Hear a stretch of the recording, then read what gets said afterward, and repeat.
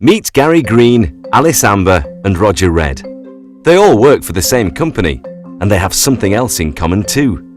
They're paying into a pension scheme and looking forward to a comfortable retirement. They want to spend their hard-earned retirement doing the things they enjoy, and they hope that by putting some money away now, they'll have the means to do it. For Gary, a well-paid 34-year-old high flyer, stopping work is some way off. But 46-year-old Alice hopes to retire at 60, thanks to the sizable nest egg she's saved over the years. And Roger, who's 57, thinks retirement, and the freedom it promises, is only 5 years away. But their plans could be seriously affected by two changes coming into force next April. The first change affects the amount of tax-free income they can put into their pensions each year. The allowance is being lowered from £50,000 to £40,000. And while this won't affect everyone, several thousand employees across the UK will need to adjust their pension contributions or pay tax on the excess. The second change affects their lifetime allowance, usually defined as the total value of a pension pot at the time of retirement.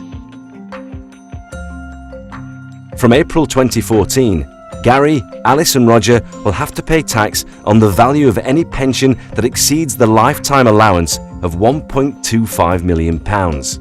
It will be possible for them to keep the current £1.5 million allowance, or at least a higher one than £1.25 million. But if they elect to do so, it will have other implications for their pay and pensions.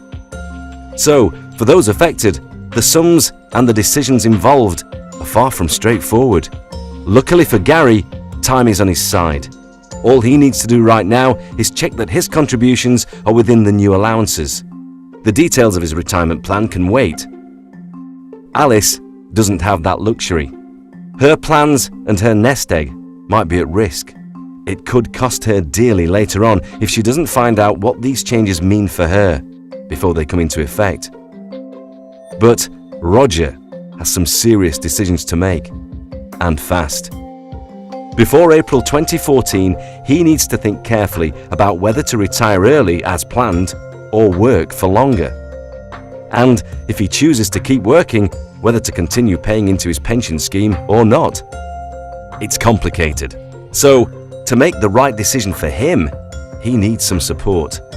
If you're like Gary, Alice or Roger, then it's important that you take time to find out more and act appropriately. These changes aren't going away. Doing nothing is not an option.